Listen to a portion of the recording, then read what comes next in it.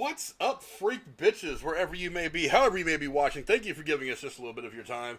A whole lot to go into today, and you may notice that my two normal co-hosts had to take the week off because they had stuff going on, but I think I've got a very suitable replacement here, even though he's got terrible taste in baseball teams, and his name is The Rose Gaming. What's going on, my brother? Oh, you had to go there right at the start, huh? I had to. You know, I got to be careful how much shit I talk, though. Because, you see, I've got the Giant shirt grog, and I've got my Will Clark number 22 going. But I've got to be careful as to how much shit I talk. Because we have to go through the Dodgers, my Giants do, in the NLDS. So it's going to be an interesting series, but definitely some baseball to be, for me and you to talk about. And actually, you know, a little bit of a programming note going forward for the next probably month or so. There are probably going to be one or two games where the Rose and I'll probably reach out to my friend Jake Binge, who is the journalism major at Ohio State, who's an aspiring sports writer, who I retweet his stuff all the time. He's a really good guy to watch. I may try to get you guys in on it, and maybe we just like sit and watch a game and do a little commentary for a couple of these games. So maybe that's just something different that we're going to be doing, you know, over the course of the next month or so, especially as the Giants go deeper in the playoffs. Hey, at least you still have some baseball to watch. But hey, though, man, I mean, hey, Yankees, God, what was it with Cole, by the way? I mean, we'll start off there. I wouldn't have expected Cole to go out there and just not look good. He did not have his stuff. He has been not very good ever since he pulled his hamstring around the end of August, and he missed a couple of starts. And I think he probably rushed himself back, you know, to the team because he has not been pitching like his normal self since that injury. Yeah, and some of you thinking, what does the hamstring have to do with it? One of the things that you do when you're pitching is you gotta. It was his back leg, right? His right leg. Forgot which leg it was, but when he heard it, he knew he was hurt, and he called out to the dugout and he's like, "Hey, you know, take me out of this game." Yeah, bottom line is, and I've coached baseball and I played baseball forever. I can tell you right now that power is not generated by the big steroid guys with the big arms like Bonds and McGuire. Power is generated in baseball with your lower half, with your legs, especially for pitchers. The way watch closely one day the way pitchers push off the mound, the way they plant, how their body kind of flows through the movement of the pitch. And if your hamstring is messed up and you can't get that kind of drive, especially off your back leg, your velocity goes down, your control goes to hell. I mean, you may as well be just throwing beach balls up there because you can get hit around a lot. Even a guy like Cole, who's had some of the best stuff in baseball for the last 5 years. But yeah, I was really surprised to see him go out there and just get shelled. I mean, because he's one of those guys that even hurt can actually go out there and still give you 5 innings of good stuff and maybe keep you in a game. But he just didn't have it. See, I had a very busy Tuesday. So I actually missed the start of the game because I went out, had a couple things to do, saw the Venom movie, went out to the mall, had to do a couple things there, picked up a pizza for dinner. By the time I got home, it was almost 8:30. And I turned the game on, and it was just starting the second inning, and it was already 2-0 Boston at that point. I'm like, well, this isn't good. Well, and then it just got progressively worse. But the Yanks tried to make a game out of it. I mean, they had that home run. What was it, the 6th inning? Yeah, Rizzo hit that ball in around the pesky pole. Judge got walked. Stanton hit that double off the monster, which Judge got thrown out at home, which was a base running mistake on his part. He should have never tried to score on that. And I think getting thrown out at home changed the whole complexity of the game at that point, because had he stayed at third, it would have been second and third or 1 out, and the Yankees would have been 3-1. It would have been 3-1 Boston at that point, and the Yankees would have had two on in scoring position with 1 out. I think Judge getting thrown out at home changed the whole complexity of that game. That, I think their 3 through 6 hitters went something like 2 for 12. I mean, they just didn't hit well at all. The heart of their lineup just could not get the bat on the ball. Oh, the heart of the lineup was who was hitting the ball. Everybody else didn't do shit. Or maybe they were talking about some other guy. I forget. Because I got to watch the last part of the game, and I was like, okay, the Yankees are keeping it close. I mean, maybe some kind of stuff will pop off in the 9th, and it just didn't happen. Yeah, it was the 3, 4, and 5 hitters. They went, I believe they said like 6 for 13 throughout the game, and the rest of the lineup just didn't do shit. Stanton hit Maybe that that's what home they were run, saying. It and was something on MLB Network. I watched a clip of it on YouTube. Maybe that's what they were saying. It was awfully late when I saw it. Stanton hit that home run. I believe it was the 8th inning or the 9th inning, one of those two. And that was literally the Yankees' last gasp, and then they just went out, died. They just like flat out just died. Yeah. And their bullpen falling apart after they took out Clay Holmes and they put in Severino, who, only came back like 2 weeks ago. Didn't see much playing time when he did come back. They put him in. I thought he did all right, but then he started to lose it. And then after they took him out, the bullpen just fell apart, and that didn't help either. Yeah. When you're a bullpen, can't get it done, especially in a playoff game, because you're not playing some crappy little league team that's only won 50 games all year. You're playing the best teams in baseball this time of year. You can't. Your bullpen's got to come through. But yeah, it's shaping up to be a pretty interesting postseason, especially this NLDS series between the Giants and Dodgers. You got 200+ win teams going at it. There was a really cool video that I had seen, and I'll have to send it to you so you can watch it. It's about 10 or 12 minutes. It just talks about like the rivalry between the Giants and Dodgers going back to the New York days. How it seems like every couple of years one of them spoils it for another, but yet for some reason we've never ever been able to get a Giants Dodgers matchup in the playoffs. It's only Yeah, they said like this is the. it's only happened 2 or 3 times in history, I think, and not for a They long, said long time. they said this is the first time, under their current franchises, right? Yeah. And it's going to be a good series, that's for sure. I think it's going to be awfully damn interesting. What's going on, Bullsy? Good to see you in here, buddy. But yeah, that's going to be one hell of a series. That might be the World Series right there. Because I mean, all the respect in the world. I know right now the White Sox are getting killed by Houston, but at least that's what I had seen. I don't know what the 6-1 is. 6-1 is that what it is? Yeah. So the White Sox aren't putting much of a fight in Game 1 of the NLDS or the ALDS, but yeah, I mean, this may be the World Series because right now the Giants are actually putting up better numbers than they were in 2010. A lot of their numbers, they rank way higher than that team did, and that team was almost unstoppable in postseason. But everybody's healthy, everybody's looking good. They've got these great platoons in San Francisco anyway. They've got these great platoon situations worked out in the outfield and at first and third. The pitching's healthy. Buster's raking. He's having a career year. I don't know, man. I try not to get overconfident, but I feel pretty good. You know what I mean? You know me. I had to shoot my mouth off for a little bit on Sunday night because that's just what us Yankee fans do, especially when we're in the middle of it with Boston. But I tell you what, man, that fucking playoff game on Tuesday night felt like 2004 all over again, even though it was only one game. Yeah, yeah. I'm pretty happy. And thank you, Anonymous. Anonymous just threw in a $10.32 tip. Thank you very much for supporting the channel. We appreciate all the help we get from all you great viewers out there. I love every one of you guys. You're fantastic. Casey's in the chat talking some crap about you. I don't know if you noticed that or not. You've been ducking him. You've been ghosting him. I don't know. I haven't been ghosting shit. He hasn't contacted me since we were supposed to do a Patreon video for Drew. I don't want to, get too much into it on your show, but we were supposed to do that, and I told Casey, I'm going to eat dinner. I said, if you want to wait an hour, this was Monday, again, I said, if you want to wait an hour, I said, we'll do the video. I said, or we can do it, tomorrow if I have time, or Wednesday. So Casey goes, all right, we'll just do it another time. He didn't want to wait. That's on him, not me. I could have did it. I could have did it Monday night. He didn't want to wait. And then I didn't hear from him yesterday. And Tuesday, like I said, I had a busy day. And by the time I got home, the playoff game was already on. So you were busy. You were watching baseball. It's way more important. And then he had less than serious on Tuesday night. That's not my fault either.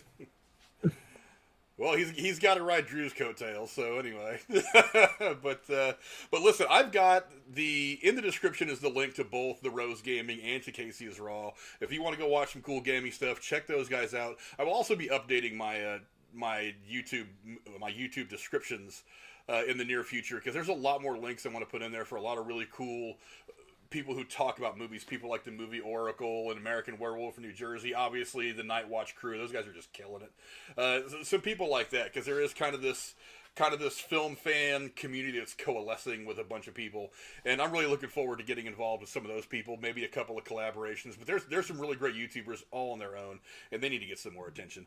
But before we get to the main topics today, let me tell you guys a few things real quick, a few house cleaning things. Number one, we do have a Discord. The Discord is really cool because it gives us a chance to go in there and talk about movies whenever we're not actively on the air.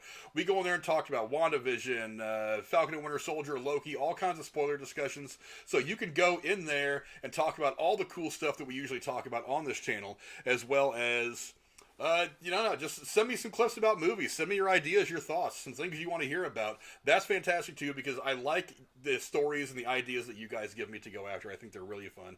Also, don't forget, we do have a Patreon, and I know I've been slacking on this the last couple of months. It's been crazy between COVID and figuring out going back to work and all that stuff.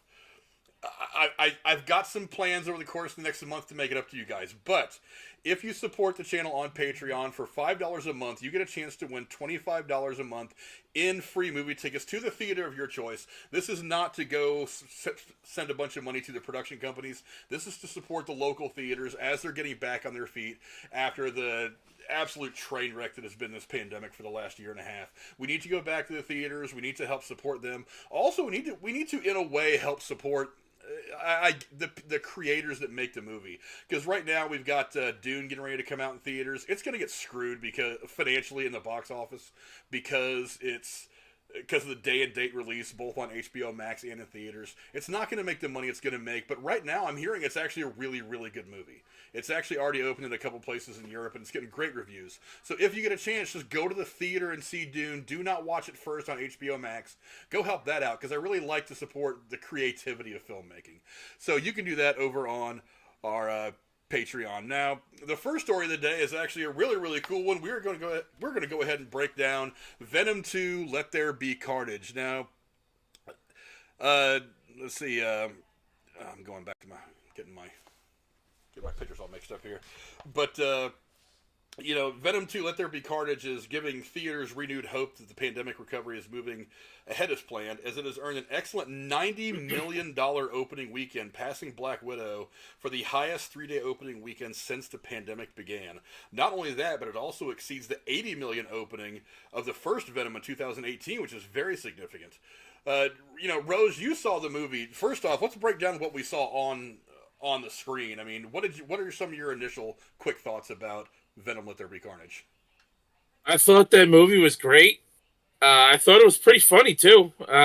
Quite a few things I laughed at. A lot of witty humor, and the infighting between Venom and Eddie. I found that a little intriguing and pretty humorous in certain situations. It was a good movie. I really enjoyed it. Now, I didn't see the first one, so I have no idea how the story started.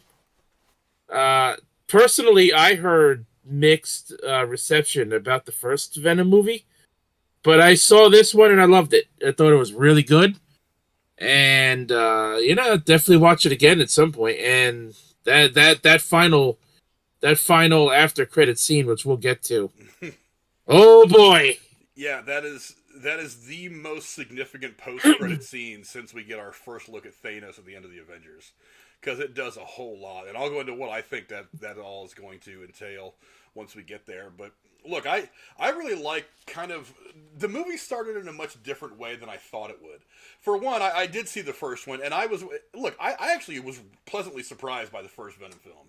I was one of those people that was wondering how they were going to have Venom without Spider-Man, how they were going to make Venom, who traditionally is kind of a bad guy, although he's had some face turns in the comic books, some really cool ones, I think. I wondered how you were going to make him a hero, considering he's, considered mostly a villain. I was just kind of wondering how they were going to do all this, and I was pleasantly surprised. I thought the first one was very, very well done. And then, of course, you get the post-credit scene in the first one where you get to see Woody Harrelson for the first time as Cletus Cassidy. And that set up all kinds of cool stuff going through my mind about what we could eventually see. But, I thought this one was fantastic. Look, I mean, it is still a very different movie. I kind of appreciate that about it because, again, you're doing an anti-hero thing, which is not always Right. the easiest thing to do, but it's fun. And the other thing they did is they made this, as weird as it sounds, they made it kind of a movie about relationships because when you get to the beginning of the movie, you think that maybe at this point that Venom and Eddie have kind of worked out how they exist together. You find out that they haven't figured that shit out at all. I mean, they're having like big time marital problems. I mean, they are struggling to figure out how they can do this thing together. And it's something that obviously is wearing on Eddie's psyche. It's something that Venom is completely oblivious to. He's just doing his thing. So a lot of this movie does center around their relationship rather than just the external threat of Carnage or Cletus Cassidy or anything else. That was one of the things I thought was really fun about this because they turned into a bit of a relationship movie between between Venom and Eddie, which I thought was fun. Not just those two. You got Cletus and Francis too. They focused a little bit on, and that was the other thing. And really, there's 3 relationships, and they don't really touch on it nearly enough in this movie that I thought they should have.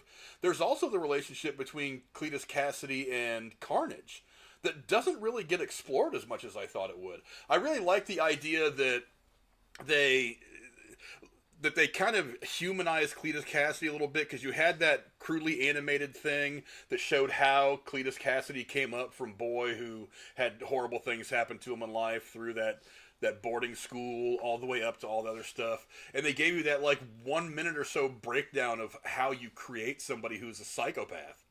And that to me was very, very well done. But it also does humanize him a little bit because who doesn't want to sympathize with a kid who's had a bad upbringing and turns out to be terrible? It's like you really do feel for him from that angle. But yeah, I mean, this movie was really based on relationships, which I thought was fantastic. And then there was killer action, not to mention a terribly high body count. I mean, I forget the name of the YouTube channel that does the body counts in movies. But this guy's gonna have to watch this movie 4 or 5 times to get an accurate count, because even that scene where Cletus and Carnage are breaking out of prison, it's like there had to have been like 40 people in that scene alone just get killed. Guards getting thrown up against walls, people getting their heads bit off, people getting torn in half, just all this other stuff. It was just crazy. What did you think about just kind of like how the relationships built this story? I mean, you could tell, you were really definitely able to tell, like, when Eddie and Venom were infighting in the apartment, and fucking Venom starts throwing Eddie's shit out the fucking window. And Venom's like, "Get out! Get your shit out!" And then they're just fighting and shit, and then eventually, Eddie slams his head through the ceiling and sets off the freaking smoke alarm.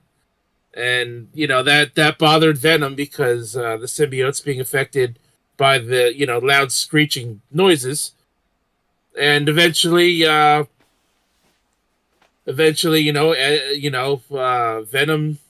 basically said, "Fuck you, I'm out."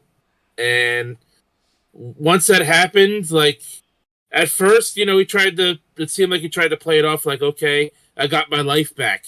But then you were able to, like, notice as the movie went on that he was missing Venom. And he needed Venom back, and he wanted Venom back. And it just thankfully happened that way, that he needed Venom to conquer Carnage. And Venom wasn't able to find another suitable host because you see him body hopping throughout the movie until him and Eddie decided to become, I guess you could say, a team again. Yeah, there was so much about this movie that was so well done. For one, it was directed by Andy Serkis, who, for one, he's the god of motion capture. I mean, he's done all the stuff like Snoke in Star Wars, and was Caesar in the most recent Planet of the Apes movies and all that. Also was the voice of Smeagol in the Lord of the Rings trilogy. But he put together a great movie. I thought his vision for this was great. Awandi says something in the chat that I think is perfectly timed. He says the movie was too short. I agree. I personally think that you make a movie as long as you make it. Sometimes movies are too long, sometimes movies are too short. But you have to fill the time properly, so that way the movie feels like it flows and you don't notice. You say the movie's That's too what short. Yeah, you say the movie's too short, Wandy. I agree. I think they could have made the movie about 15 minutes longer and actually delved a little bit into the relationship between Carnage and Cletus. right, I because think that would have been very interesting. that did feel kind of rushed, in my opinion. Like, okay, Cletus got the Carnage powers from biting Eddie in the prison when Venom attacked Cletus for running his mouth, and then all of a sudden he becomes Carnage. He breaks out of prison. He gets Frances out of the freaking loony bin that she's in, and then then they steal the car. They take off in the car, and then all of a sudden, not too much long after, you have the big main event. With Eddie and Venom versus Cletus and Carnage, and Frances just being in the mix. It's like they could have explored that a little bit more, definitely. Yeah, As far as the movie being too short, absolutely. When I saw that the movie was only like an hour and 36 minutes on AMC's website, I'm like, are you serious? Most movies that I go to the theater to see are easily at least between 2 and 2.5 hours long. Well, I mean, like I said, sometimes a 2-hour-long movie is too long. Sometimes a 90-minute long movie is just right. It all depends on the story, how you're telling it, things like that. But again, I feel like you could have really explored the relationship between Carnage and Cassidy a lot more, and had some good dialogue between the two. Because let's face it, I mean, I have seen Woody Harrelson do a lot of things. I don't think anybody considers Woody Harrelson one of the top 10 actors of all time. I do. I think I was leaving the theater as me and Aaron went and watched it. We left the theater and I was telling him, I've seen that guy do so much different stuff, from being that young bartender in Cheers back in the 80s to White Men Can't Jump to The People versus Larry Flint to all kinds of dramatic action, humorous roles. I mean, this guy can do almost anything. And he was terrifying in this. As a matter of fact, this movie's been drawing a lot of comparisons to Natural Born Killers, because if you take away the superhero angle and just I mean, this is what would have happened had his character in Natural Born Killers come across the symbiote. He probably would have turned into exactly this. I mean, he definitely channeled a lot of that vibe, and that movie's fantastic. I mean, I know it catches a lot of hell for being so violent and making kids want to go do terrible things, supposedly, but that's a damn good movie just by itself. And he channels a lot of that intensity and he's just a fantastic actor. I've got to put Woody Harrelson up in the top 10 at this point of living actors. So how violent would you consider this movie to be for a PG-13 movie? Well, the ratings are kind of a weird thing, because I was kind of surprised it got a PG-13 rating. I mean, really the difference, okay, for an R rating, you can't show a whole lot of blood, and you can't use the F word more than once, and the F word can't be used in a sexual way. Wasn't the F word used like 4 or 5 times in that movie? One time. Really? I thought I heard it a few times. No, one time. I thought I heard at the end when Cletus was begging for Eddie's friendship, and then Venom just looks at him and was like, fuck that guy. Fuck this guy, and then bites his head off. No, that was the one time they used it in the entire movie. You can drop the F-bomb one time and keep a PG rating, as long as it's not sexually related. But yeah, I thought the way that Andy Serkis put this movie together was fantastic. I love the way that he kind of changed direction and made it the dialogue a lot about the relationships between characters. Yes, Awandi, I've seen parts of True Detective, not all of it. I'm kind of watching it in pieces. But yeah, he's been great in that too. I mean, I don't think there's a role this guy can't play. I wouldn't mind seeing him play some kind of a superhero at some point. I mean, put him over in DC and let him be somebody. Hell, make him the new Batman for all I care. You pretty much just give it the damn Calloway anymore. But yeah, I thought his performance was fantastic. And again, I liked all the characters. I just liked everything about the way this movie was put together. Now the scene with Venom at the rave, I thought was funny, but I could have done. Oh yeah. I mean, I mean, I understand what the scene was all about. It was kind of this moment of Venom finding some freedom. I love the weird misunderstandings that were going on between him and the crowd that none of them knew about. Like he's talking about coming out of Eddie's closet and stuff like that, not knowing this whole Rave thing is probably full of a bunch of people who are, you know, dealing with sexuality and whatnot, so they're kind of like on the same page but talking about different things. I thought that was hilarious. When he jumps up on stage and grabs the mic and this one dude's like, "Yeah, you're pretty cool." He goes, "Thank you, one person." I just thought that was hilarious. I thought that was, yeah, the comedy in this hits good. I mean, it was the comedy in this was fantastic because a lot of like, look, one of the things I did not like about Thor Ragnarok is they ran to the comedy too fast, and they did it at the expense of what I thought could have been some great dialogue. And that kind of, it didn't ruin the movie. I just didn't like it. I just thought it was one big joke. I mean, you had the one scene with, you know, Loki and Thor talking to their dad right before he dies. Spoiler alert for anybody who hasn't seen the movie that's 5 years old. But I thought that was good dialogue, but it seemed like every other time that they got into a good dialogue rhythm, that there would be some stupid joke or some stupid thing happen. And I'm like, well, no. You've got this great mythology, don't fuck with it. And it seems like they didn't fuck with the mythology that much, but still kept the movie very, very funny. That's one of the great things about like the balance between the lore of the character and the comedy that you need to do to keep people into the movie that I thought was done very, very well. But yeah, so I mean, what do you think of the way that they balanced the movie out like that? Like I said, there was like a lot that I laughed at, so I feel like it was balanced pretty well. You know, I feel like there's a pretty good amount of action. I do agree. Yeah, action was not in short supply in this movie. I do agree. Like I do agree that the rave scene, you know, take it or leave it, I don't think it would affect the movie at all if it wasn't in the movie. But I would say at least like every maybe 5 or 6 minutes, there was something that I laughed at, whether it was Eddie and Venom fighting, and obviously there's only a few people that knew, you know, Eddie had Venom.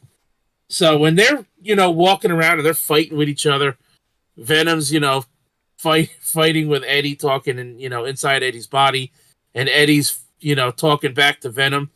You see people give him those like strange looks, or the one scene, you know, with the guard when Eddie was going to visit Cletus, and they're fighting on the way inside to the friggin' prison, and then all of a sudden, like, Venom yells at Eddie, "You suck! No, you suck!"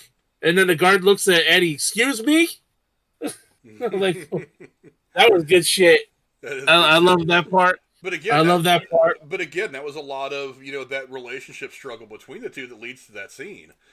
And you're right, it is hilarious. There is something that is about that relationship between Eddie and Venom, that struggle that we see throughout this movie, that they turn into something funny for one scene and something deeper for another. You know what I mean? Right. I just think it's great.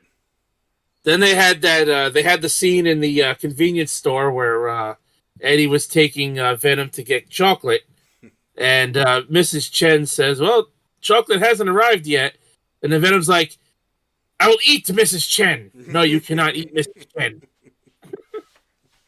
Yeah, it was like there was like at least one. There was like at least one or two lines in like at least probably almost every scene that I laughed at something in that movie. Yeah, it was very well. It was a very well put together film. I think it's better than the first one.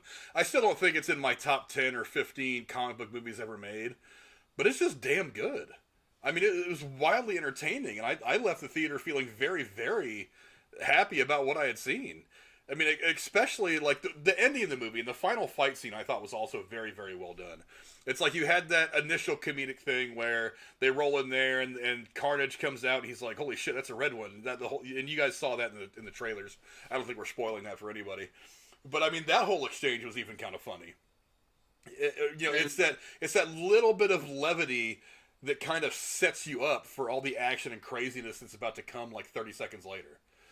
Right, and then Venom pretty much runs away from Carnage. Like, we are just gonna leave and get out of here. Bye. And then Eddie like talks waving him, at him from behind Eddie, like, "Yeah, see you later." and then Eddie talks him into fighting, and then Venom's like, "Time to die." And then Eddie said something, and like Venom goes, "No, we are going to die." That was great. And he says that as he's like they're running towards Carnage to get into the fight. That I thought that line was fantastic. But again, it was just this really quick reminder that even though they've kind of come to terms, they're still not quite on the same page.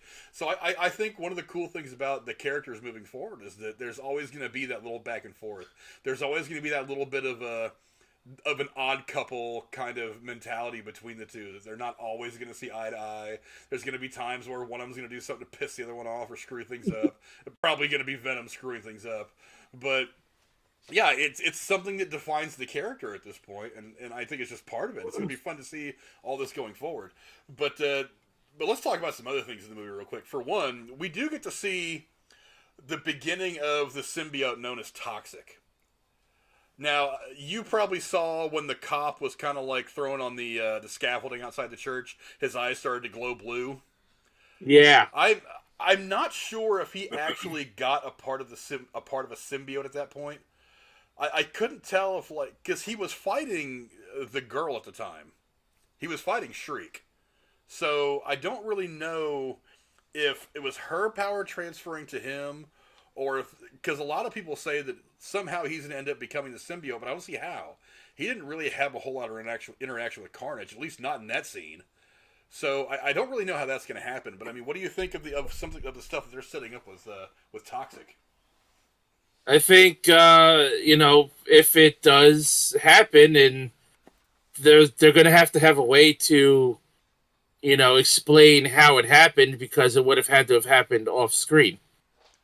So I'm looking forward to it because, Carnage and Venom have always been two of my favorite Marvel characters, whether, they're villains. Carnage has always been a villain, and Venom's got that anti-hero thing going on with him, and that's just something I like, I'm also a pretty big Deadpool fan, and he's like an anti-hero as well, in a sense. Yeah. So I enjoy those aspects of the character. So I'm looking forward to see, how they go about that and explain their way into that one, if that's where they want to go next after the whole what they hinted at, at the end of the movie, which I am very excited for. I could certainly say for sure. Yeah, full speculation on my part, but knowing what I think about how things are going to go between Disney, Marvel, and Sony, I do believe that a lot of what's coming is going to be the setup to Spider-Man leaving the MCU and going back to Sony full time, and them doing their Spider-Verse. So, and we'll get to the post-credit scene and what the implications that could have in a minute. But I do think that one of the things they're setting up is Null. Do you know who Null is? No, doesn't sound too familiar. Well, we'll get to the post-credit scene real quick. A piece of dialogue, Venom talks about the hive mind that is the symbiotes. I don't know if you caught that part of the dialogue. Well, Null is symbiote number 1. All of it goes back to him. So he is kind of like Symbiote Prime in a way. He is the one who created all of the symbiotes. He is their god. He is their whatever. Their father. Right now, that was like right at the end of the movie when Eddie he kind of asked Venom to tell his story or something like that, and Venom's like, I think he said something along the lines of I don't think you can handle it or something like that. Yeah, but I mean, I think what part of what that dialogue was supposed to do was it was supposed to open the door for, because he even says multiverses and universes and blah blah blah. So I think that opens the door for the kind of stuff that they may want to try to do in the future. And I think one of those things is Null, because in the comic books they've fleshed this stuff out a lot, but in things like movies and television, I mean, they haven't even really messed with the symbiotes at all. Let alone they haven't. Let alone go deep into that mythology of where they come from and things like that, the planet they come from, and all that. So I think that may be a little bit of a way to open that door. Not Because even before the Venom movies, the last time I remember seeing Venom in a Marvel movie was Spider-Man 3, like Yeah, back in, what was that, like 15 years ago? something like that. Yeah, and that wasn't a very good movie. I don't think they really handled it all that well. No, because I think they had, not to get off topic, but with that movie, I think there was too many. They had three villains in that movie, and Well, I mean, Sony they got focused. into it. Even Sam Raimi wasn't even happy with it when he got it made. He wanted to do a lot of different things with it in the studio. And I was Blah, looking blah. forward to seeing Venom in that movie, and he just didn't have didn't seem like he had a really big role in that movie. I was kind of disappointed with it. Well, they had. I do remember reading it at the time. They had said they wanted it to be kind of a hybrid character between Venom and Carnage, and I'm like, well, they're not really the same. I mean, Venom has his anti-hero quality, and even does do a little bit of a face turn in the comics for a while, which I'm about to bring up, kind of in relation to this movie and some dialogue. But it's like Carnage is just evil. He is just the pure manifestation of evil. There is no I'm going to be good for a minute. Even though there is one instance where he actually teams up with Spider-Man in the comics, but like he's just evil. He just wants to kill everybody. But yeah, one of the things that oh hell, I forgot what I was going to say. I had it in my head like 12 seconds ago what I wanted to talk about. But I mean, we'll go on to the post-credit scene real quick. It'll probably come to me now. Okay, like I said, this is the most significant post-credit scene since the Avengers, since the first Avengers film, when we actually have to see Thanos turn around, he smiles at us, and we know that he's the big bad in this whole thing.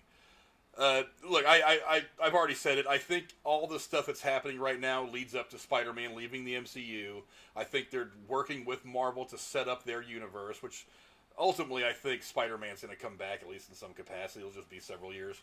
But a lot of this is set up. So let me break down the scene for you guys. They're in the, for one, the whole thing at the very end of the movie with them on the beach with Venom putting his toes in the sand, I thought was actually kind of funny. But the post-credit scene is all about that they're on the run now. After the events of the film, Eddie and Venom are on the run because now they're known by law enforcement. I don't know if they're known to be the same thing, the same entity necessarily, but they are definitely on the run from law enforcement. So they're in some other country, I want to say south of the border, Mexico, Brazil, somewhere like that. And they're in some shady hotel. And that's when they had this conversation about, Eddie and Venom are working through their shit still. They're talking to each other and communicating. And Venom mentions, there's so much stuff I could tell you, it would melt your brains. Stuff about, and he mentions specifically multiverses, other universes, other dimensions, things like that, which that in and of itself is very intriguing. Now he says that he's going to give Eddie a small taste of this knowledge. So right as this mind meld between these two is about to happen, he's going to let Eddie in on some of the secrets. Something happens. We still don't quite know what. I'm not 100% sure if it happened because of the events in Loki. I'm not 100% sure if it happens because of whatever we see Doctor Strange doing in Spider-Man. I'm not sure if it has anything to do with WandaVision even. But something happens, a whole bunch of lights flash, and big thing happens, and they go from being in this like seedy hotel room to a nice hotel room resort kind of thing. It's the same room. It's just done up a lot nicer. And yeah, it seemed like some time warp shit. Like, I saw that, like, what the what happened? What was that? Yeah, so what happens is they get distracted because of whatever the hell just happened. They glance at the TV, and on the TV is basically the closing scene from Spider-Man Far From Home, where Tobey Maguire, where what's his name? I almost called him Andrew Garfield. Jesus fucking Christ, what the hell is his name? Why am I blanking like this? This always happens when I'm on camera, too. It never happens when I'm just bullshitting about movies with friends somewhere else. But the new Spider-Man, the one that we've got, Tom Holland. I don't know why I can't remember his name. Yeah, Tom Holland, that's right. About Tom Holland's Spider-Man being out, about Tom Holland's character being outed, Peter Parker being outed as Spider-Man. Look, a lot of people think that there's nothing to Venom's reaction. But given the piece of dialogue that happened right before that, I can't help but think that his reaction was a bit odd. I mean, what did you think of Venom's reaction when he sees Tom Holland's face? He licked the TV, and he was definitely intrigued by Spider-Man and Peter Parker. And to me, that just sets up the next Venom movie, in my opinion. Well, now, will it be something? This is what I wanted to ask you. Would this be considered, like, will Venom get the top billing here, or will it be Spider-Man that gets the top billing? Because I think, Spider-Man's the hero while Venom kind of floats back and forth. Again, with the anti-hero thing. I don't really know. Or would they share, like, equal billing in the movie? Like, how would this set this up? Would it be considered a Venom movie, the third Venom movie, or would it be considered the next Spider-Man movie after the one that we're getting in a couple of months? Yeah, I don't know who. I mean, I don't know. I think they're probably going to take a big piece out of Marvel's playbook in the way that Marvel did things like Captain America: Civil War is a Captain America film, even though all these people are in it. I mean, it is very much a Captain America centered film. So I think the next movie. I don't really know what they plan on doing with Venom long term yet. I mean, obviously he's going to meet. Actually, I just remember what I want to talk about. He's obviously going to meet. He's obviously going to meet Peter at some point. Now, one of the things I thought was interesting as I was watching the movie is he actually says the words "lethal protector." That was kind of the name that he had given himself. He wants to be the lethal protector. They want to be the lethal protector. That's what Venom wants him and Eddie to be. The Lethal Protector comic book series is actually a series where Venom and Spider-Man teamed up to do a lot of shit. I mean, primarily to defeat Carnage, but I mean, they did. So it is a team up between the two. So I'm thinking, because I know a lot of people think that Venom's going to be a part of the Sinister Six, because they teased the shit out of the Sinister Six in that Spider-Man trailer that came out last month. They teased the shit out of the Sinister Six in that. But I don't think he's going to be a part of it because this version of Venom that we have, he wants to be the hero. So I don't think he's going to join the bad guys and fight Spider-Man. That doesn't make any sense to me. So I think the fact that he referred to himself as a lethal protector is a good indication that down the line he's probably going to end up being a partner with Spider-Man. Maybe not a full-fledged partner, but like in spots over the next several films that Sony's going to do involving one or both of these characters, that they're going to be teammates and not necessarily enemies against each other. Now, there's probably going to come a time where they're going to have these moments where they bump heads because of whatever, and I'm sure that's coming. But I think ultimately they're going to be on the same team, and that's why it was important that Venom says the words, "I want to be a lethal protector," because that was a very significant comic book storyline in the comic books. So I think that's kind of where all that's headed. What do you think? To me, when I think, to me, it feels like Spider-Man and Venom is kind of my equivalency of, when I think of Mortal Kombat, you think of Scorpion and Sub-Zero. You can't have those two together and not fight at least once. When it comes to Mortal Kombat, Scorpion and Sub-Zero have to butt heads. They have to fight at least once. And to me, that's how I feel the same thing with Spider-Man and Venom. I feel like they have to fight at least once in this next film.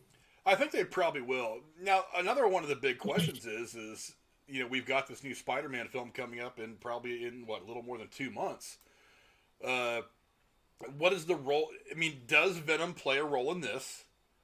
Obviously, we can't tell from the first trailer. The Spider-Man trailer didn't give us a whole lot of anything other than that big reveal of Alfred Molina's Doc Ock, which makes me very excited, and some of the chaos that's going to ensue. It doesn't really tell us much about the story. But, I mean, what are the odds that Venom may play a significant role in the next Spider-Man movie, you think? I was going to ask you... see, I don't think he's going to be in this movie. I mean, it's possible considering... at the end credit scene teasing, Venom and Spider-Man eventually going to meet, knowing that this next movie's coming very soon, could have been set up purposely that way. But if Venom's not in this next Spider-Man movie in December, do you think that there will be a post-credit scene involving Venom in the Spider-Man movie to further tease what's coming next between the two of them? I think there's obviously going to be a post-credit scene. The interesting part is going to be the content. As far as Venom, a lot of people that I like to watch on YouTube, the movie pundits, like, the people that talk movies all the time like I do, they think that he's actually going to be in the main body of the film. Not as a main player, but that he's going to be there. That he's going to have some kind of contact with Peter Parker, and that it's not going to be significant in this film, but it's going to set up some of the stuff going forward. I don't know that's the case. I think it's a given that he's going to be in it. I think it's more likely that it's a post-credit scene. Because now I could see a post-credit scene, and I'm not saying this is what it's going to look like. This is just kind of what's in my head. I think that we're going to see, like, the aftermath or kind of like the last few minutes of the battle in the post-credit scene, but we're going to see it from way up high, and Venom is going to be up on top of a building looking down and saying, I've got to get this fucking guy, blah, blah, blah, whatever. Or maybe because, come on, it's a movie. We all know what's going to happen. Spider-Man's going to win in the end. But maybe he's going to see that Spider-Man is the last man standing and think to himself, well, if he's the last man standing through all this chaos, he's partially responsible for it. Maybe I have to go deal with this guy and be the lethal protector of New York or wherever I'm at. So maybe that could be where it starts, is that he legit thinks that Spider-Man is just a threat because he is so powerful, and that's what's going to be the main spark that ignites whatever fight is going to happen between them. I don't really know. I'm speculating here. I don't know shit, but Wandi says Venom will be the sixth member of the Sinister Six. I don't think so. I don't think you're building him up right now to be a good guy. I mean, he's way more hero than villain. I think he's definitely more of a hero, anti-hero kind of thing. But I don't see him. They're just not building his character that way. The important thing is that Venom sees himself as a hero. Now, regardless of what he thinks of Eddie, regardless of what Eddie thinks of himself, Venom sees himself as a hero. I don't think that he would go join Dr. Octopus and Vulture and all these other guys and start doing bad things. He sees himself as a hero. Now, could they try to recruit him and convince him that Peter Parker is really the bad guy? That could happen, and maybe he'll buy it. But remember, there's Eddie and Venom both inside this entity, so Eddie's probably smart enough to say, hey, look, these guys are assholes. I mean, Vulture's already been put in prison for killing people, and Doc Ock is obviously not in his right mind, and, if whatever we see of Green Goblin, I'm not even sure we're going to see all of Green Goblin. I think maybe that scene that we got in the trailer with his laugh and this grenade coming in, that might be the only significant reference to Green Goblin we get. I don't know. I haven't seen the movie yet. They may just be doing that as kind of an Easter egg, a little toss out to the fans. I don't know, but he doesn't see himself as a villain. He sees himself as a hero, and I can't imagine that he would go against that after 2 movies of building him up like this and join the group of bad guys. Now, maybe he does for the purposes of this film, and then he figures out at some point that he's actually not where he's supposed to be, and he decides to bail on them or just to kick their asses and leave.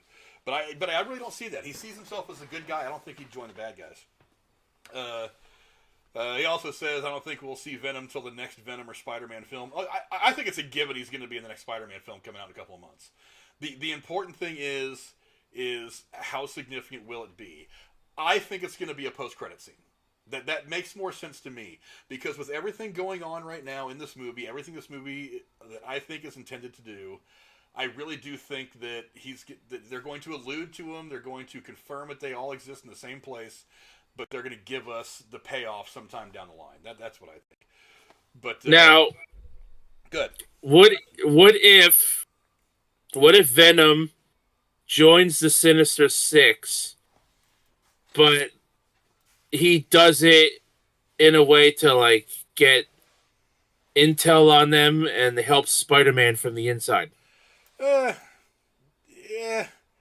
It's a little campy. I don't think it's something they're going to do in this movie. Possible, yeah, but I can't see it going that route, at least not right now. Again, we're probably due for another bigger Spider-Man trailer. I want to say in the next 2-3 weeks, we'll probably get another one. Because, like I said, we're only about 2 months away, so they're going to start the marketing pretty soon. If not, definitely, I would say definitely by Thanksgiving.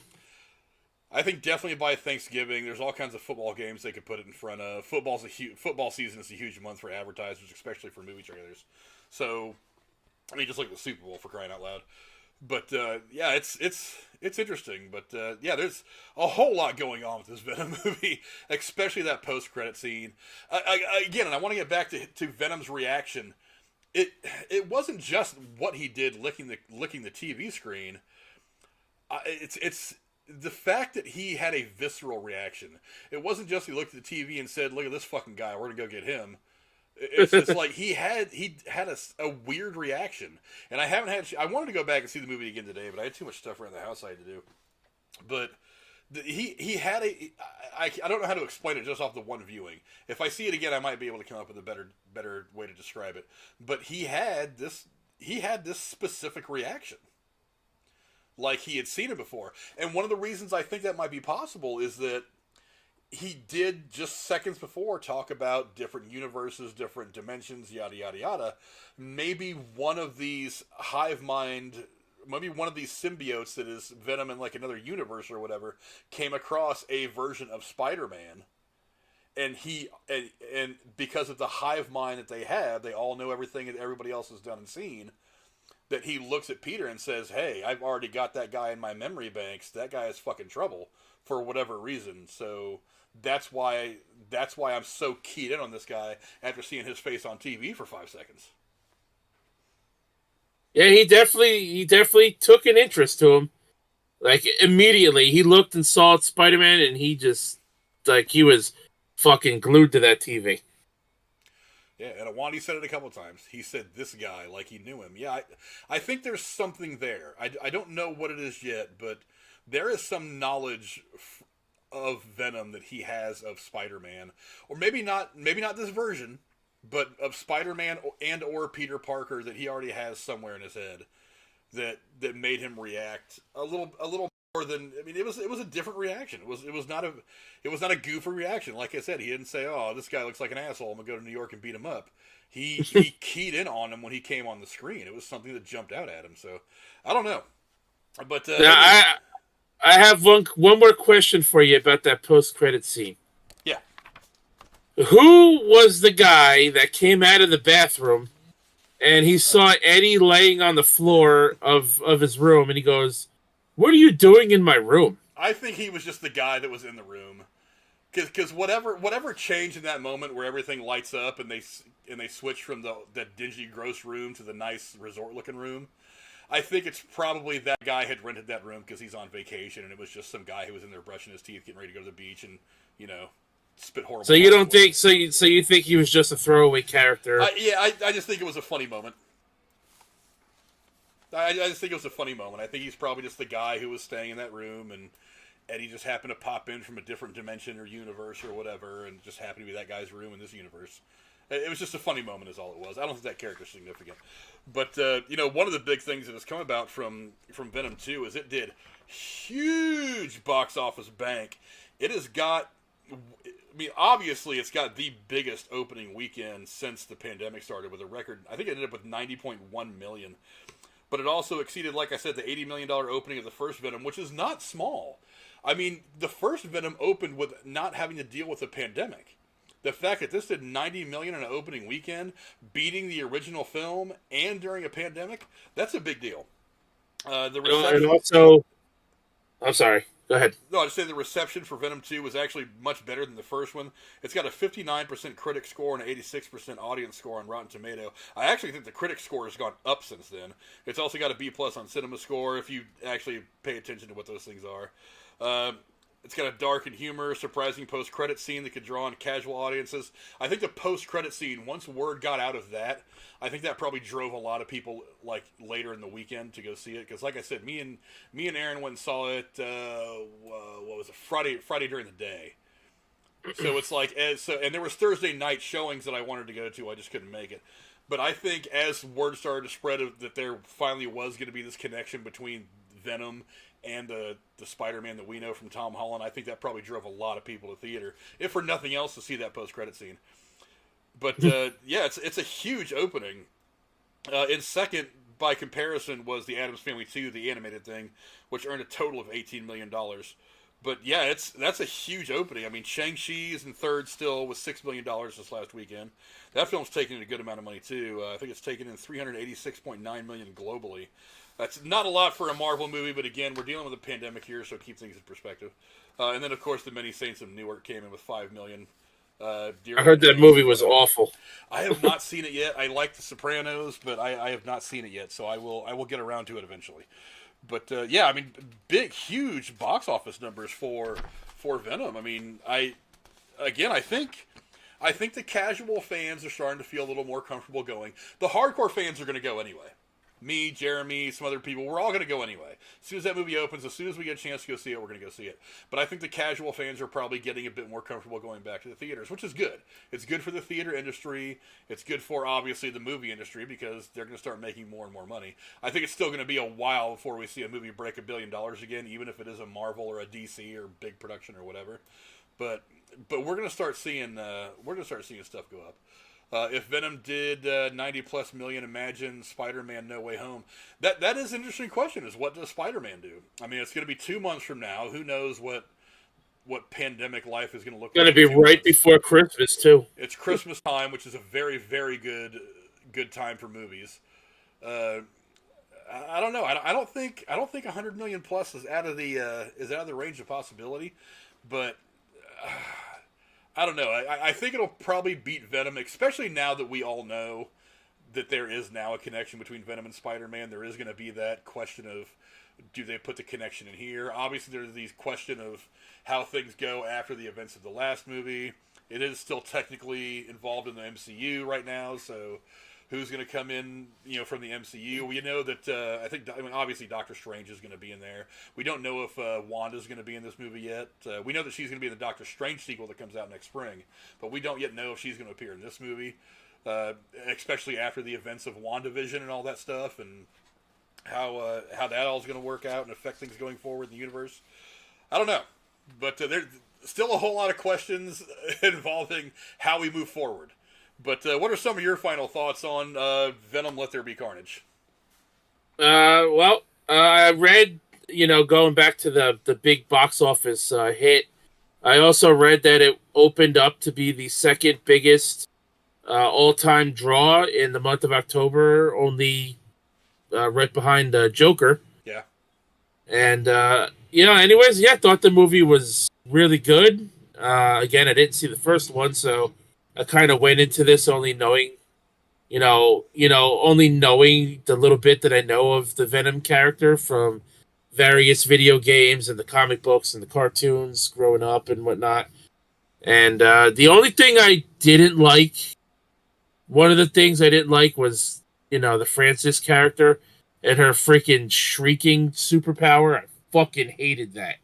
Whenever she unleashed that power, I just wanted to, fucking stick my hands through the damn screen and just fucking choke her to death. I think they also did kind of telegraph the impending confrontation between her and Carnage, because as they're breaking her out of the thing, she uses her shriek power, and Carnage obviously does not like it. So I'm like, well, we already know that fire and sound are the two big weapons to use against the symbiote. So you're basically teeing up what the final outcome between those two is going to be. So and Carnage, did try to kill her a couple times in the movie. He kept saying, "I'm going to shut her up. I'm going to shut her up." Well, he wanted to kill her. Well, and again, that's what I was talking about not really exploring the relationship between Cassidy and Carnage.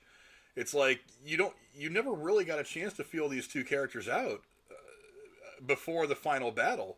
So there was not this dialogue of him saying we need to get rid of her, and then Cassidy saying no, I love her, she's my woman, and then building some kind of a conflict between them. Because if you had, then when you get to that point in the movie where Eddie notices that they're not bonding, and he says, hey, they're not bonding well, this is our chance to take our shot, that makes that line more significant and hit harder.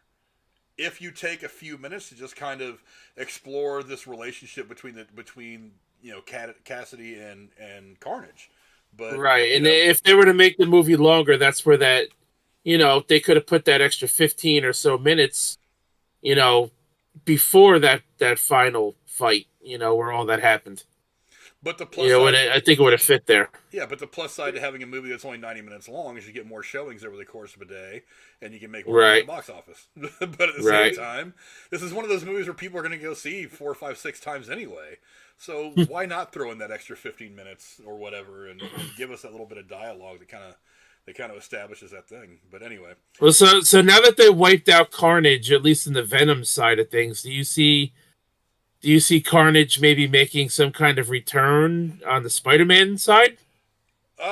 Where Spider-Man is going to have to fight him next? Not in relation to Spider-Man. I think that, like I said, I think that because of what Venom says in that post-credit scene to Eddie, that there was a little bit of setup for something like Null or other symbiotes and stuff like that. I think they're setting up for Venom to deal with other symbiotes. I don't necessarily know that that's going to be a big part of Spider-Man. So it could be something that pops up again in a Venom movie, which I am really, really excited to see because I would love to explore that world, the planet that they're from. I would love to explore like the concept of Null. I would like for him to come to Earth looking to try to reabsorb Venom, that kind of thing. Wandy's already saying release the Andy Serkis cut. Let's not get started on all that shit, please. Come on. Hey, for all I know, Andy Serkis wanted some more dialogue in there. I don't know. I haven't heard anything, but yeah. Look, the movie overall, I liked it. I think it's really, really good. Oh yeah, absolutely. If I had to score it, on a 10 scale, I would say it's an easy 8, maybe 8.5. Definitely up there. Yeah, I try not to grade movies like that anymore because they always tend to change over time. But but yeah, I mean, I can't disagree. It's a solid film. It's fun. It's action packed, wall to wall. And another thing I don't want to overlook this is the character of Dan, Anne's fiance. Right. I like the fact that he is not like one of those characters that you don't like and you want Anne to leave him and go back to Eddie. He actually does play a significant role in the actiony stuff. I mean, right. You like Dan, you want him to survive, and he actually seems to care about the outcome for Eddie and Venom. He seems to like want to be a part of these things going right for him.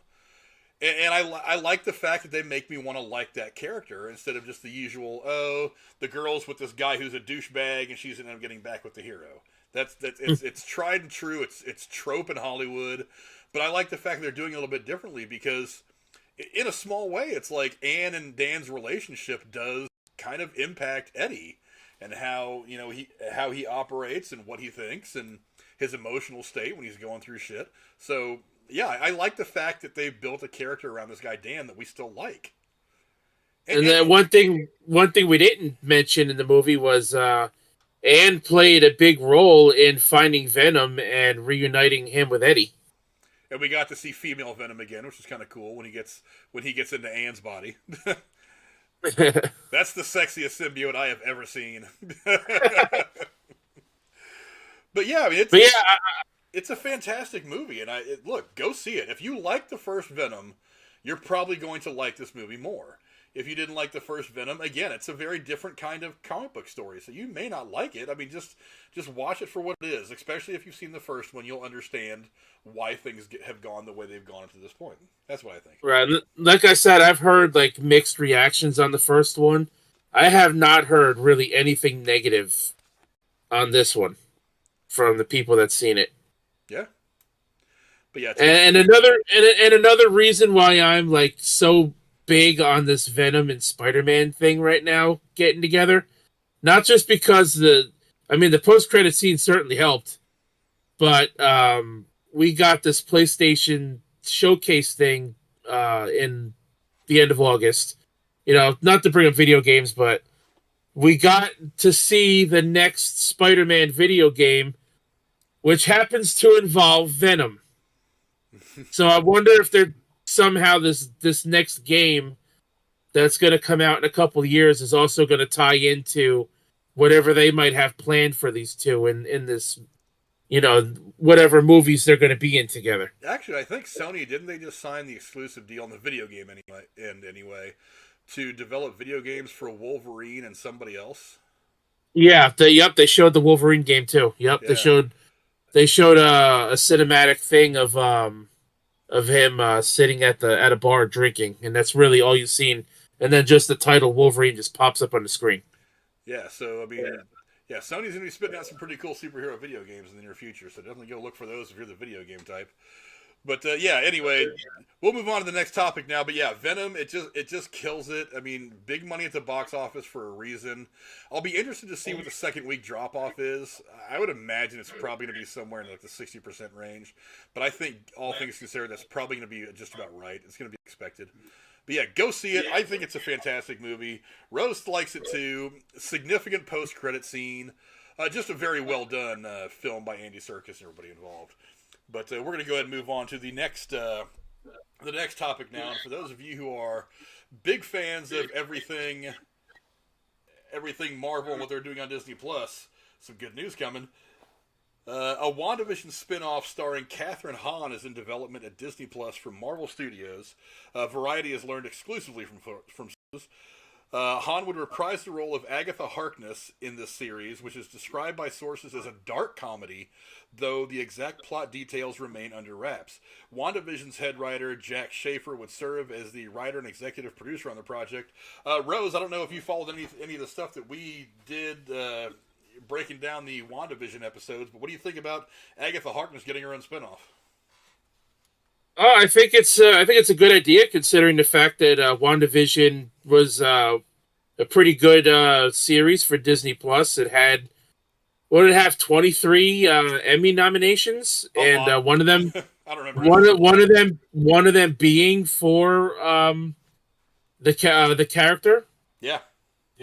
So I think it's a good idea. You know, if WandaVision itself worked out really well, I think, give it a shot. Yeah, my biggest question when I first read this news was what took so damn long? It's like for one, before anybody had even known for sure that she was Agatha Harkness, it's like her character was already kind of stealing scenes. So, yeah, and Cora says, oh, so excited about the spinoff.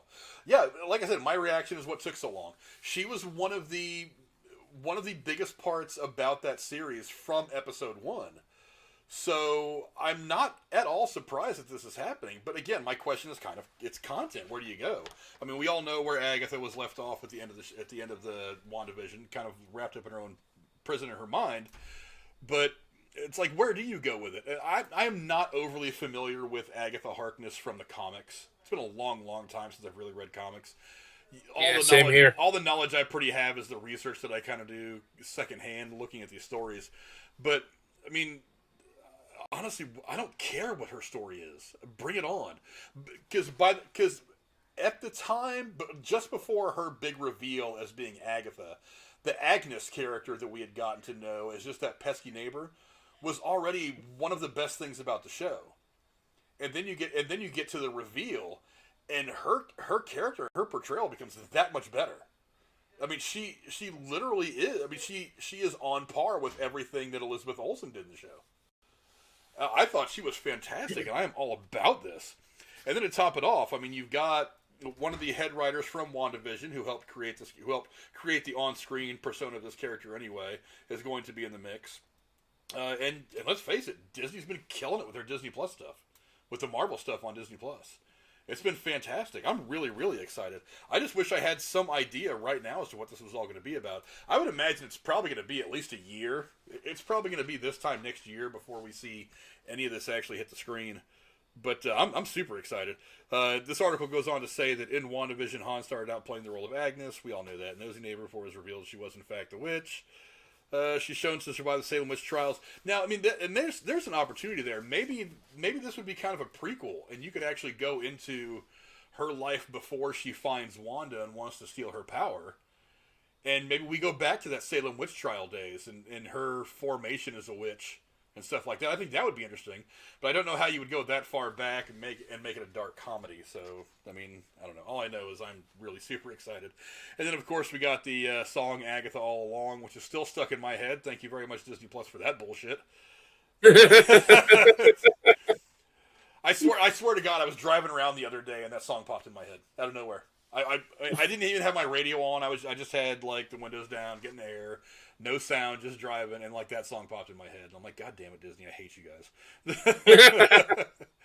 You know what? Disney seems to make some of the catchiest music that you hate to, get stuck in your mind. Yeah. Yeah, Disney is really, really good at that kind of stuff. But yeah, and Han, she's got a lot of stuff going on right now. Let's see. She's also set to star in a limited series in development at Showtime centered on the iconic comedian Joan Rivers. She's also got stuff coming up on the Apple Plus network, The Shrink Next Door, Rian Johnson's next movie, Knives Out 2, which is the sequel to Knives Out, which came out a couple years ago. Along with WandaVision, she previously earned Emmy nominations for Transparent, which I never watched, but I know a lot of people watched and said it was great. Yeah, and it's got, and the writer, Schaefer, actually is one of the people that wrote that Anne Hathaway Rebel Wilson movie, The Hustle, which is supposed to be kind of a modern day remake, gender swap thing of, what's that movie? Oh, I loved it when I was a kid. I'm drawing a blank. Oh, damn it. This is what happens when you get old. You start to forget shit right when you want to talk about it. It was Steve Martin and somebody else. I forget who. But anyway, I mean that was a super funny movie as well. And boy, all kinds of craziness going on in the chat. People accidentally getting deleted. Uh-oh. Oops. I think somebody Cora just accidentally clicked on something she wasn't supposed to click. But we're all good now. Cora's taking care of it. But yeah, I'm actually really, really excited about this. Dude, I've loved Kathryn Hann for a long time. All the way back to like Anchorman and that bit role that she played. All back to like The Goods with Jeremy Piven, which I think is a absolutely hilarious movie. And I hope you will all look past the fact that Jeremy Piven had a few women problems of his own. to go back and just enjoy the comedy of that movie. But yeah, Kathryn Hann is a star. And I think for the first time, really, I mean, like I said, I didn't watch Transparent, but I think for the first time, really, that I had seen anyway, of all the stuff that I had seen, she showed a lot of range in this. She not only kind of evolved as the decades went on, playing these different characters, like the I Love Lucy, the Leave It to Beaver, all the way up through the 80s, and then finally playing the big bad. She showed a lot of range in this. And I'm really, really excited. And like I said, Marvel is killing it with the Disney Plus stuff. I mean, my least favorite show so far has been Falcon and Winter Soldier, and that show kicked ass. So I mean, if that's the worst they do, I say bring it on. And they've got a long slate of stuff that's coming up from in Disney Plus, because they did really want to concentrate. I mean, one of the bright spots about the pandemic is it gave Disney a chance to concentrate on the Disney Plus stuff with Marvel and Star Wars, and they've given us Mandalorian, which is phenomenal. It is my probably second or third favorite Star Wars thing ever. It is that damn good. We've got a lot more stuff coming. I haven't watched Visions yet. I've heard a lot of people say that's really good. I mean, the Marvel stuff's been great. I'm excited for this. I just don't know what form it's going to take. I wish they would give us some ideas to what it was. Is it going to be a prequel? Is Agatha finally going to break out of her little, mind thing that Wanda put her in? Because I don't really know. I mean, is she going to... I mean, I still think at some point we're probably going to get a second season of WandaVision. My gut tells me we are. That series was far too good and far too popular for them not to go back to it at some point. Now it may be a couple of years, because we have to hash out everything that's going to happen in Doctor Strange and the Multiverse of Madness. We have to know how all this is going to go for Wanda. But I think in a couple of years we're probably going to see us going back to WandaVision for a second season. And is she going to be part of it? So you think if we do get that second season, they can use this spin-off as a way to like bridge the gap in between both seasons, like the end of season 1 and the start of season 2? It's possible. Like I said, it depends on what it's going to be. I don't know. I have zero clue sitting here talking to you guys right now as far as what it's going to be. Like I said, it could be a prequel, talking in Salem, dealing with the witches and all that stuff that we got a small flashback to later in WandaVision, in the season of WandaVision. Maybe it's a prequel that's a lot closer to when she finds out about Wanda. Maybe it's her going through some shit, and then in a post-credit scene of the last episode of her show is when she sees some report about this crazy girl named Wanda Maximoff that has these powers. I don't know. Maybe, I don't know. My guess right now is it's a prequel. If you want to make it a dark comedy, my guess is it's a prequel. It talks a little bit about her life leading up to her finding Wanda and then going through all the stuff that we would see in WandaVision. That's my guess. But I don't know. I don't think you could do it in modern day after everything that had gone on in WandaVision, because it seems to me like her big motivation would be find Wanda. Get revenge on Wanda, get her powers. I feel like she's kind of stuck on that thing right now. That's just what I think. But that's just me. I could be wrong. But yeah, so did you watch WandaVision at all? Or, I mean, I know you probably caught some of our breakdowns of WandaVision, but did you get a chance to watch the series? I didn't watch all of it. I don't actually have Disney Plus. I was using my dad's Disney Plus. So I didn't actually watch all of it. I'll probably go back and just watch the whole thing from start to finish again one of these days. Oh, it's good. It is good. It is so good. The first couple episodes take a minute to get going. I'm not going to lie. But once you get into the story and Vision's starting to figure out that something's off and you start wondering about who is really responsible for whatever, it gets really, really good. I remember one of the last Marvel shows I really tried watching was the Agents of S.H.I.E.L.D. That was on ABC. I tried getting into that too. I'm like, this is...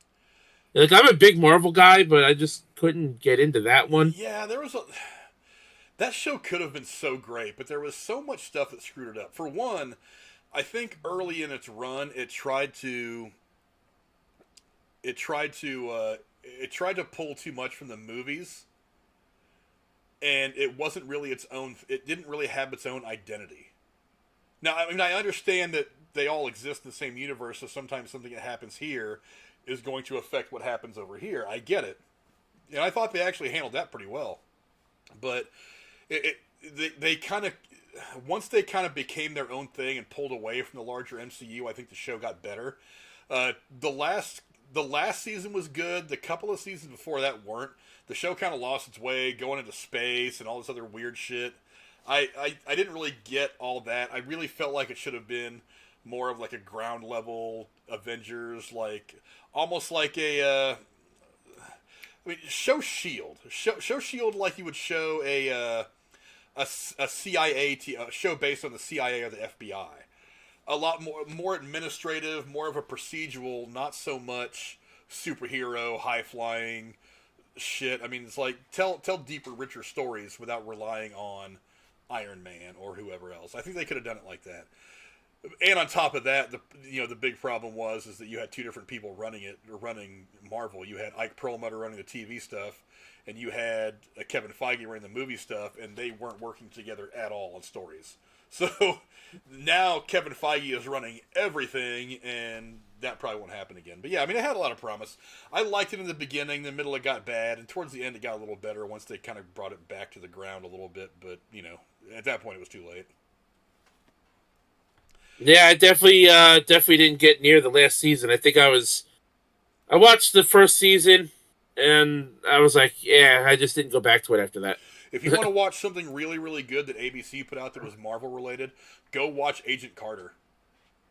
Agent Carter was a really, really good TV show. I thought it was fun. It was a bit of a period piece, which I'm kind of into the period pieces. They're fun. It was still Marvel. It was still some superheroes, sci-fi stuff.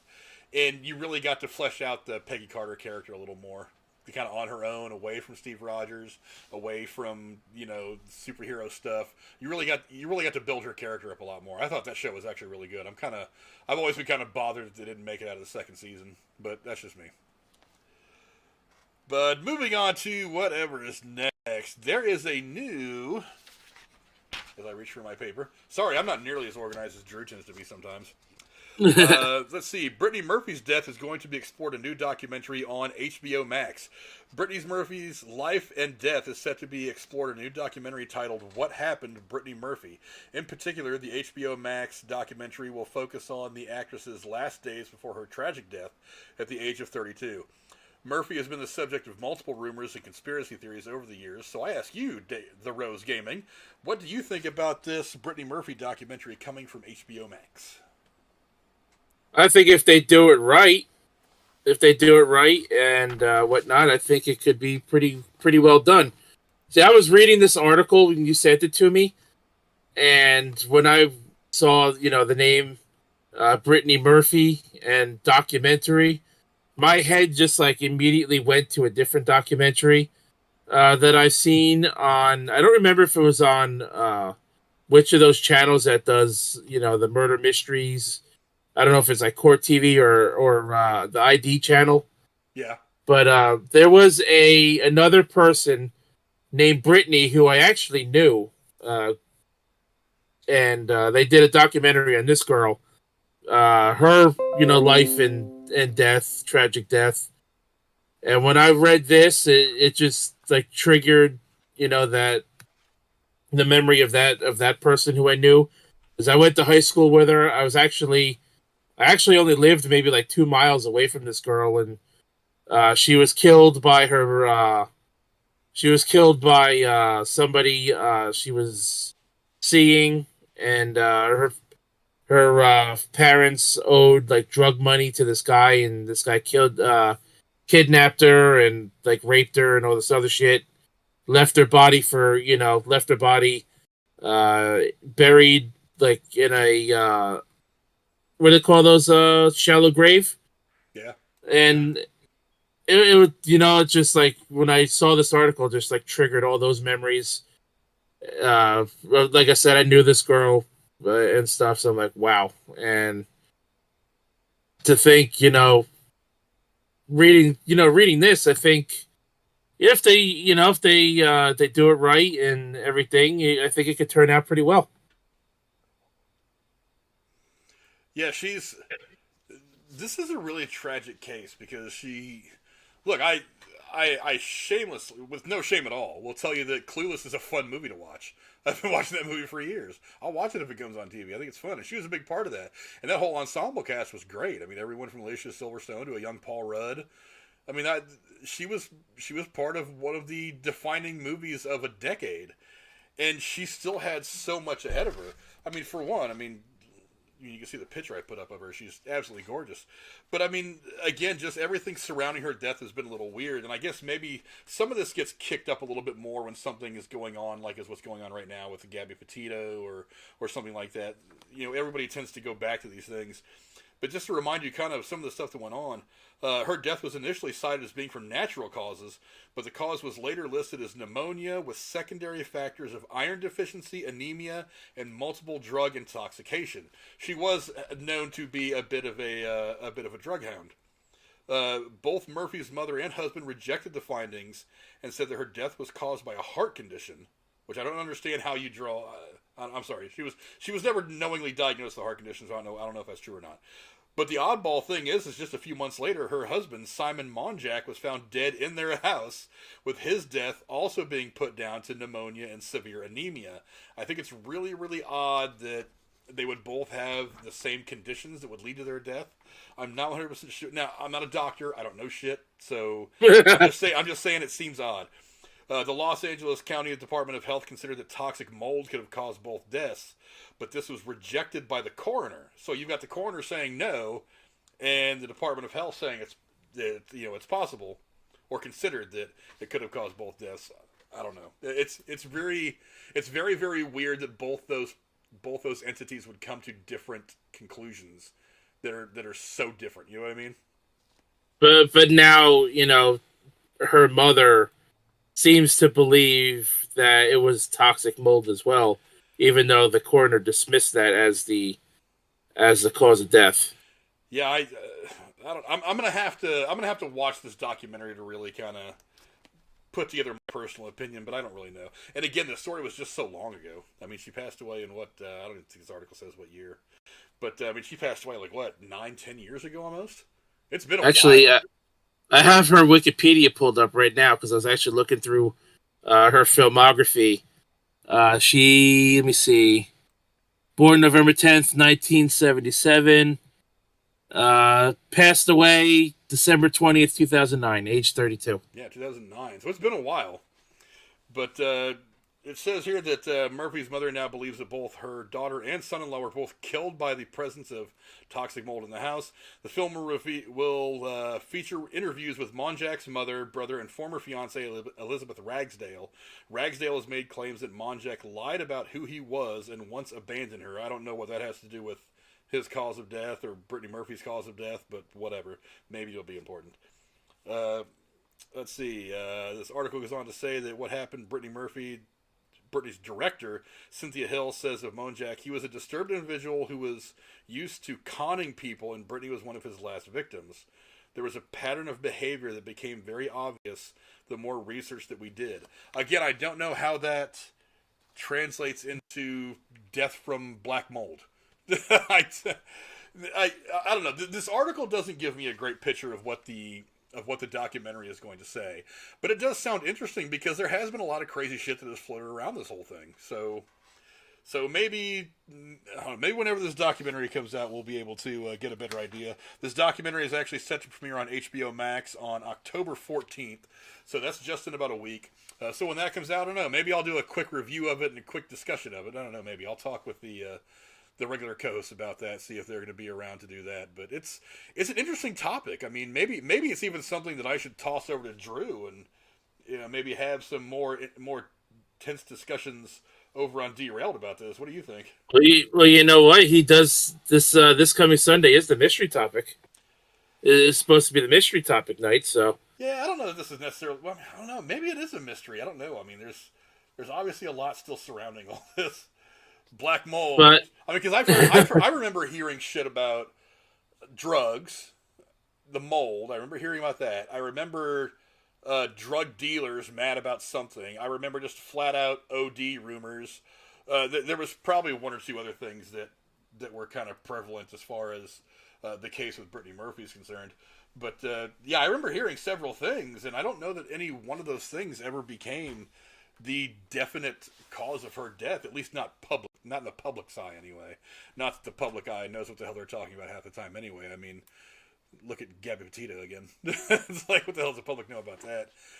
They're all thinking aliens are involved with that shit now. Well, anyway, I pulled up Brittany's filmography, and for anybody who may not be too familiar with some of her roles, I figured I'd mention a few of them here, at least some of the ones I recognized. 2002, she was in the 8 Mile movie as Alex Latumo. Little Black Book, 2004, Stacey Holt. She played Luann Platter in the King of the Hill cartoon. She was also in the TV show Clueless, which one of my cousins was a big fan of, and every time I went to my uncle's house, that show was always on the TV over there. 1996, Clueless, she played Jasmine. We have a couple other shows here. And a couple of video games. She only did 3. In 1995, My First Encyclopedia, which really isn't a video game, but she did that. Then 2006, she did Mark Ielko's Getting Up Contents Under Pressure. Never heard and she did one other game in 2006, the Happy Feet video game and movie. She played Gloria in the Happy Feet movie and the video game there. She was also involved in the 1995 music video for Hero. And she was involved also in 2001 in A Little Respect music video. 2004, Closest Thing to Heaven music video. And in 2006, Faster Kill Pussycat music video. Just to go over a few things that, she was in case maybe something that I mentioned you guys might recognize her as. But yeah, so she started her very first deal. Let's see. Her first television show was in 1991, and that was Murphy Brown as Frank's sister. 1993, her first movie was Family Prayers, where she played Elise. I would imagine that's how it's pronounced.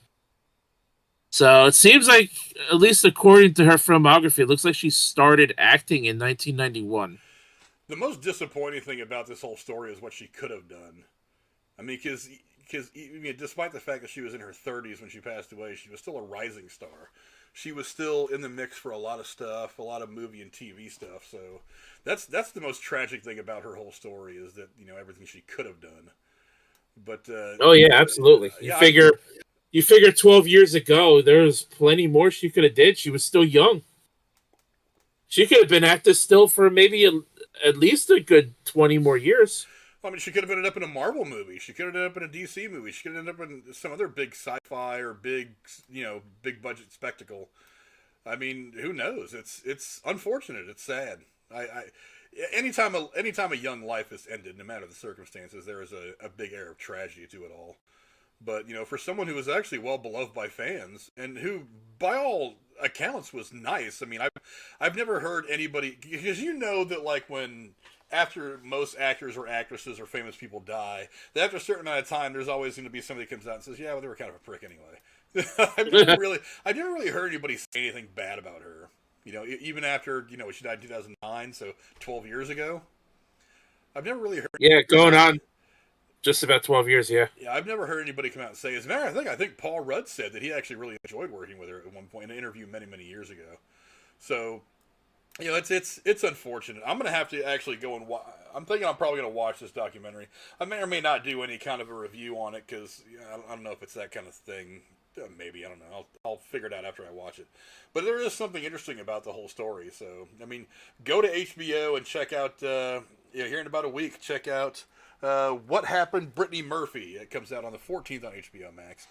And exactly 7 days from today. Exactly 7 days from today. Also, I just realized today, Black Widow is now available for everybody on Disney Plus. That's what I'm doing tonight after I get out of here. Oh, I gotta watch that.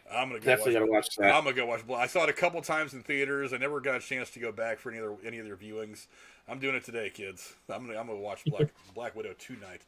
But before we go, let's talk about the Rose Gaming. What's some of the stuff that's coming up on your channel over the next few weeks? Usual shit. I got, more Mortal Kombat content on Mondays, and I've uploaded a couple of Mario videos. I got another Mario video coming up. It's based on the Super Mario World ROM hack, which is there are fan games that I really enjoy playing. It breathes. These people take the Super Mario World game from 1991. And they redesign stages and make brand new stages and stuff like that. Kind of breathes new life into the game. So I like playing some of those. I got more, plenty of video game stuff coming up. I got some Zelda stuff coming up. My most importantly though, my Extra Life live stream for charity is exactly 30 days away. So I am planning. I am in the last stages of preparation for that. So I have a good idea of what I'm going to do. I'm going to be putting up promo videos for that over the next couple of weeks. So, yeah, again, if you like gaming and gaming videos, gaming news, come check out my channel where there's usually something different uploaded. Almost, I would say every couple of days. I'm not like, some people who run a channel where they'll just play one game at a time and upload a bunch of videos on one game, and then they'll move on to something else. Or they'll just stream one game forever because that's what they do. And no, Casey, I'm not taking shots at you as much as you believe that on Sunday. But yeah, so if you like gaming, gaming stuff, gaming videos, walkthroughs, Let's Plays, streams, check out my YouTube channel, check out my my content. I'm still 3 subs away from 500. I want to hit that magic 500 before my charity stream. I think that'll give me some good luck going into that. Yeah, so if you're watching this, I think most of the people watching right now are kind of part of our little community anyway, so they're probably already subscribed to you. But if you're watching this on replay, or if you are not new to the channel or not familiar with some of the people in the community, the link to the Rose Gaming is in the description below. He does this. He actually does a lot for charity, and I very much respect that. I don't think I've ever said that, you know, in strong enough terms. What you do is very inspiring, and I'm very, very proud of you that you do all that shit. I'm very happy to have you around as a friend, because you do some really, really great stuff. So go check out the Rose Gaming down in the description below. Like I said, he's got a month before or so before he does this thing, right? Is that what you just said? Yep, 30 days away. Yeah, be a part of doing some good things for the world, putting some good out in the world. One of the places you can do that is over at the Rose Gaming. Also, myself, I just want to say I think that the content I have on my channel is kind of where I want it to be right now. So now we'll start focusing more on channel growth. So you could all do us a big favor. Share this channel out to all of your friends. I am 25 subs away, I think, away from 300. I'm going to start focusing on channel growth a lot more, since I think our content is right where I want it to be. I have my usual co-hosts of Cora and Jeremy are wonderful, and I like having them around. I like having people like the Rose Gaming and people like Casey is Raw to talk about some of the video game stuff when it comes up. My buddy Aaron, who all the time, you know, I'm on him, banging on him, trying to get him to come back on a more regular basis. But, you know, we all have real jobs and stuff like that, so he's trying to find his way back on the channel when possible.